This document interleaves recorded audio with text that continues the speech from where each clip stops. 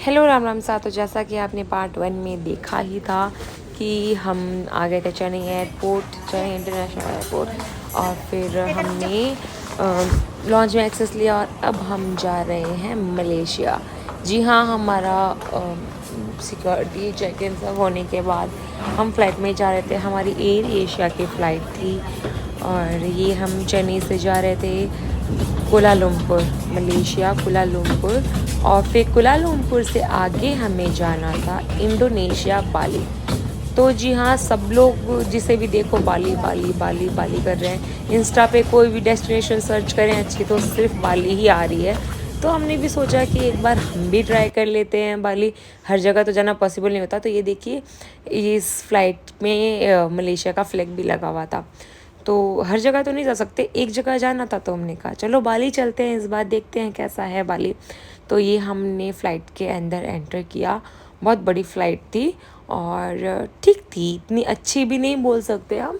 वो बोलते हैं ना, not so good not so bad, ठीक ठीक थी। मतलब सीट्स भी ओके ओके थी, इतनी ज़्यादा कंफर्टेबल नहीं थी। और हमारी फ़्लाइट थी सुबह 8 बजे की, जो हमें मतलब सॉरी हाँ 8, हाँ सुबह 8 बजे की फ़्लाइट थी, जो मतलब जिसने हमें कुलालुम्पुर पहुंचाया 2 बजे, 2:05। इसमें एक पता है आपको, बहुत बड़ी ट्रेजेडी भी हो गई थी हमारे साथ। हुआ ये कि मतलब वहाँ पे लैंड करने से पहले मैंने टाइम देखा था तो 12 बजे थे। तो लैंड करने के बाद अचानक फ़ोन में टाइमिंग चेंज हो गई, 2 बज गए। मैंने कहा इतने जल्दी 2 कैसे बज सकते हैं, अभी 10 मिनट पहले तो हमने चेक किया था। तो फिर बाद में पता चला हमें कि यहाँ का और वहाँ का टाइम अलग है। मतलब यहाँ के हिसाब से हमारी फ़्लाइट 8 बजे की थी और 12 बजे हम कुलालुम्पुर पहुँच गए थे, और वहाँ के हिसाब से हम 2 बजे पहुँचे थे, और उस हिसाब से फ़्लाइट भी लेट ही होगी। तो यहाँ पे हम दोनों को आ रही थी नींद, इनको तो बहुत भयंकर वाली नींद आ रही थी। ये तो पूरी फ़्लाइट में सोते हुए ही गए हैं, मतलब कुलालुम्पुर तक इन्होंने मस्त नींद ली है। एंड मैं कभी सो रही थी कभी जाग रही थी, लेकिन ना बहुत ज़्यादा टायर्डनेस आ गई थी, क्योंकि कब बैठे थे हम लोग, हाँ फ्राइडे फ्राइडे को शाम को 5 बजे निकले थे घर से। तो सोचो, और ये ना एक बहुत मस्त सा ये था, मतलब फ़्लाइट के ऊपर से एक और फ़्लाइट जा रही थी, तो वो देख के ना एक अच्छा व्यू, मतलब बहुत ज़्यादा अच्छा व्यू लग रहा था मुझे।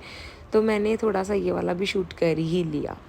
मतलब बहुत, मतलब वो जैसे मैंने रील में देखा ना, तो इतना अच्छा लग रहा था, इतना अच्छा लग रहा था कि मैं आपको बता ही नहीं सकती। और वैसे भी ना दिन की फ़्लाइट भी मुझे अच्छी लगती है क्योंकि बादल दिखते हैं, और रात की अच्छी लगती है क्योंकि रात को सारी मतलब जब लैंडिंग के टाइम पूरे लाइटिंग वगैरह दिखती है, इसलिए। खैर अभी हम पहुंच गए हैं कुलालुम्पुर। तो ये है कुलालुम्पुर का एयरपोर्ट। बहुत बड़ा एयरपोर्ट है, बहुत बहुत बहुत ज़्यादा बड़ा एयरपोर्ट है ये। मतलब हमारे साथ तो यहाँ भी ट्रेजेडी हो गई कि हमने क्या है ना, मतलब टिकट पे गेट नंबर लिखा होता है, हमने वो देखा नहीं, और हम घूम रहे हैं इधर उधर के, भाई सिक्योरिटी चेक है सिक्योरिटी चेक है। मेन क्या है, अपने इंडिया के लोग हैं ना, हर किसी को हेल्प कर देते हैं। वहाँ पे आप किसी को कुछ पूछोगे भी ना, तो कोई आपकी बिल्कुल हेल्प ही नहीं करेगा, इनफ यही बोलेगा कि हमको नहीं पता। यहाँ पे हम निकल रहे थे वहाँ फ्लाइट से, सॉरी फ्लाइट से निकल रहे थे। तो फिर क्या हुआ कि हम आगे गए, आगे हमें एक वो जो होते हैं ना स्टाफ, हाँ हमने एयरपोर्ट के स्टाफ से भी पूछा, ये बीटीएस का था, जो वहाँ के बीटीएस फैंस के लिए है। तो एयरपोर्ट के स्टाफ से भी पूछा, तो पहली बात तो कोई इंग्लिश भी नहीं समझता वहाँ पे, मतलब बहुत कम लोग हैं जो वहाँ पे इंग्लिश समझते हैं। तो वहाँ के स्टाफ से भी पूछा तो उन्होंने भी मना कर दिया कि हमें नहीं पता। फिर एक कोई मैम मिली, उन्होंने बताया, उन्होंने बोर्डिंग देखा एंड बोला कि L11 पे जाओ, इस साइड में है। फिर कितने दूर हम चले तब जाके L11 आया। लेकिन एयरपोर्ट बहुत सुंदर था, कुलालुम्पुर का बहुत ज़्यादा सुंदर एयरपोर्ट था, और बाली का तो उससे भी ज़्यादा सुंदर था। सारे मतलब सब जगह बहुत सुंदर थी, मुझे तो सारी जगह पसंद आई। एयरपोर्ट ऐसा है नहीं, वो सिर्फ कुलालुम्पुर का एयरपोर्ट घूमने घूमने में पता नहीं हमको कितना टाइम लग जाएगा। तो बहुत बहुत अच्छा एयरपोर्ट बनाया हुआ था यहाँ का। एंड फिर अभी देखिए हम मतलब जैसे कि आपने भी देखा होगा पीछे PQ वगैरह लिखे हुए थे, तो हमें जाना था L11 पे। आप भी कभी भी मलेशिया आओ तो खैर सब लोग हमारे जैसे तो नहीं होते, बट फिर भी मैं बता ही देती हूँ। तो अपने बोर्डिंग पास पे गेट नंबर देख लेना, उसी अकॉर्डिंग जाना, वरना वहाँ पे कोई हेल्प नहीं करने वाला है कि आपको यहाँ जाना है वहाँ जाना है। अपने हिसाब से ही सारे काम करने होते हैं आपको वहाँ पे।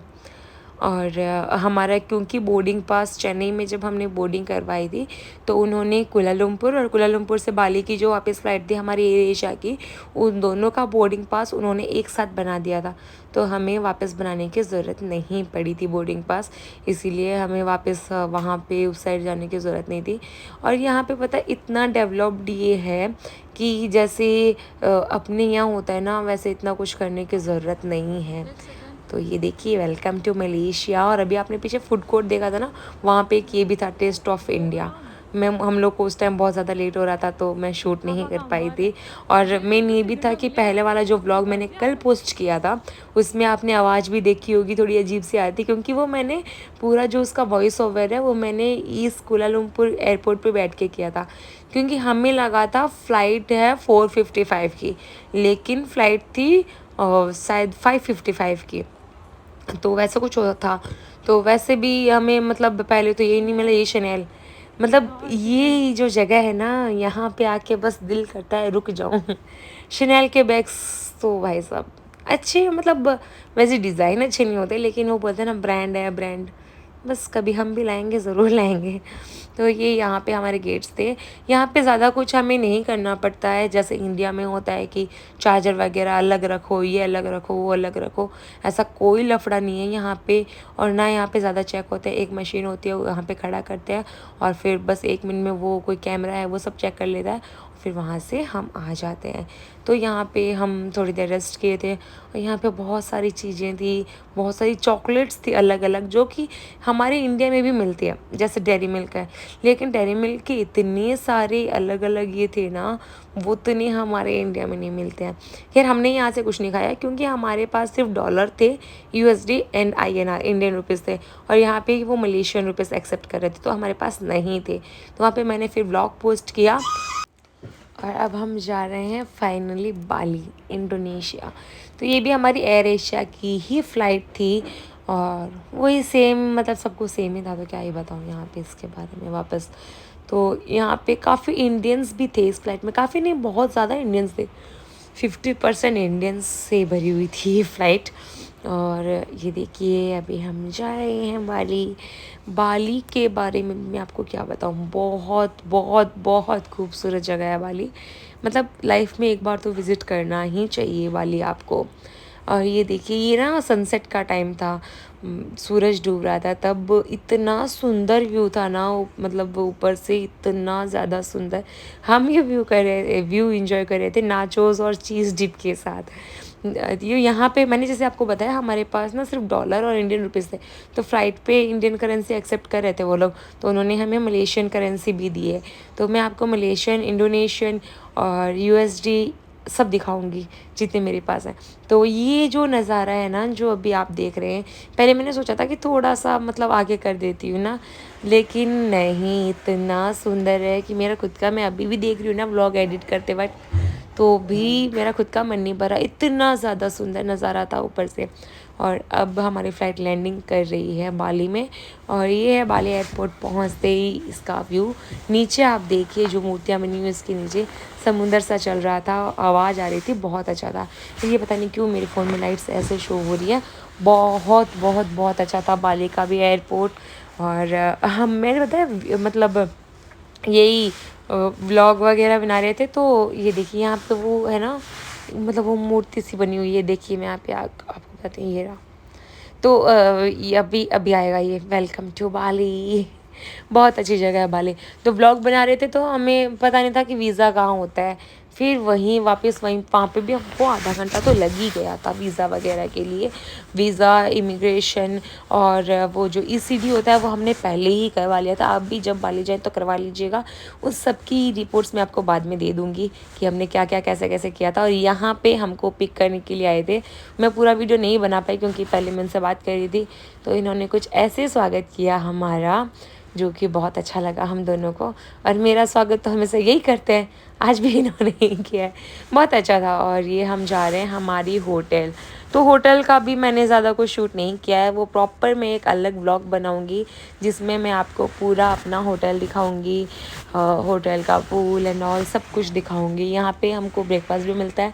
तो ये था हमारा होटल ग्रैंड मेगा रिजॉर्ट। और यहाँ पे रात को हम थोड़ी देर के लिए मतलब घूमने गए थे, तो मैंने थोड़ा बहुत कुछ शूट किया था, वो भी मैंने सोचा आप लोगों को दिखाई देती हूँ। सैटरडे नाइट थी वहाँ की, वाली की सैटरडे नाइट हमेशा औसम ही होती है, लेकिन हम ज़्यादा नहीं घूमे थे क्योंकि हम बहुत ज़्यादा टायर्ड थे।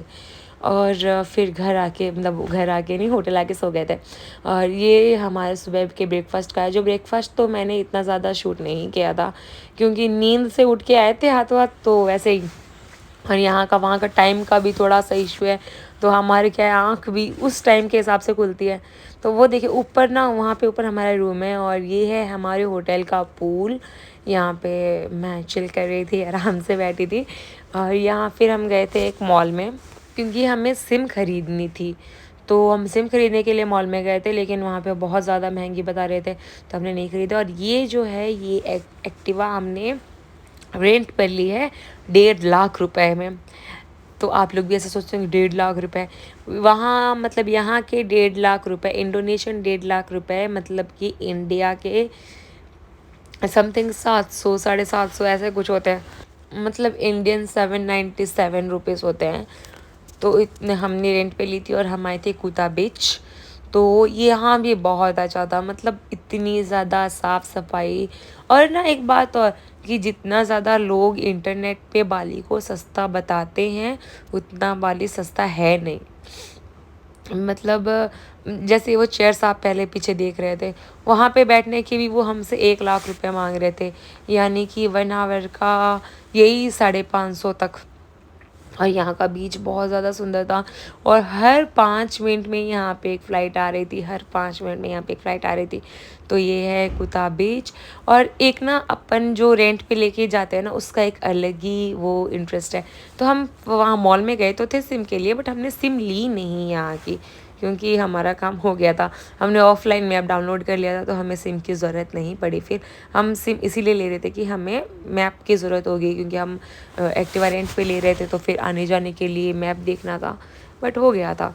तो ये हम कुता बीच गए थे, तो वहाँ पे मैंने कुछ शूट कर लिया।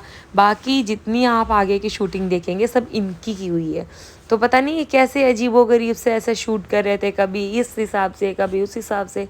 और इसी वजह से मैंने इनको कितने बार बोला कि सही से करो, सही से करो।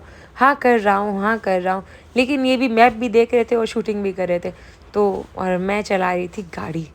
अब ये देखो, थोड़ा सा मुझे भी दिखाएंगे, ये देखो ये देखो ये देखो। मतलब वो बोलते हैं ना, वो के अपने मारवाड़ी में बोले नहीं, गोचो करना जरूरी, बिना मतलब री, मतलब ऐसे नहीं करेंगे तो मैं गुस्सा नहीं होंगी, और मैं गुस्सा नहीं होंगी तो फिर इनको इंटरेस्ट थोड़ी आता है। मेरे को गुस्सा दिलाना ज़रूरी होता है इनको। तो यहाँ हम गए थे, कुछ पद्मा करके कोई बीच था, मुझे नाम वापस नहीं याद अभी। तो ये भी बहुत अच्छा था, मतलब एक ही बीच है यहाँ पे, थोड़ा उसका अलग तरह से बनाया हुआ है। फिर यहाँ पे हम रुके, और यहाँ का मैं दिखाती हूँ आपको। यहाँ पे सारे मेनली स्ट्रक्चर इसी तरीके से बनाए गए हैं। और मैं बोलूँ ना, लाइफ में एक बार बाली तो ज़रूर विज़िट करें, बहुत ही अच्छी जगह है, बहुत ही अच्छी जगह है ये। बस इतना है कि थोड़ा सा खाने पीने का प्रॉब्लम यहाँ पे ज़्यादा होगा वेजिटेरियंस को। जैसे कि आज हमारे होटल में भी ब्रेकफास्ट इंक्लूडेड था, जिसकी वीडियो मैं कल आपको दिखाऊंगी कि ब्रेकफास्ट में क्या क्या है एंड ऑल। तो ज़्यादातर आपको नॉनवेज ऑप्शन ही मिलेंगे, जो वेज ऑप्शंस मिलेंगे वो भी ज़्यादा इतने अच्छे भी नहीं रहेंगे एंड ऑल। तो फिर हमने सोचा कि कोई अच्छा सा इंडियन रेस्टोरेंट देख लेते हैं कुता में। लेकिन मतलब हमने वैसे मैप पे तो सर्च नहीं किया था, हमने कहा अगर रास्ते में आएगा, क्योंकि हम बहुत दूर आ चुके थे ऑलरेडी। सो आज का व्लॉग मैं यहीं पे ख़त्म करती हूँ। इसका सेकेंड पार्ट आपको कल देखने मिलेगा, जिसमें बाली की नाइट लाइफ, हमारा होटल, ब्रेकफास्ट सब कुछ मैं आपको दिखाऊंगी। तो थैंक यू।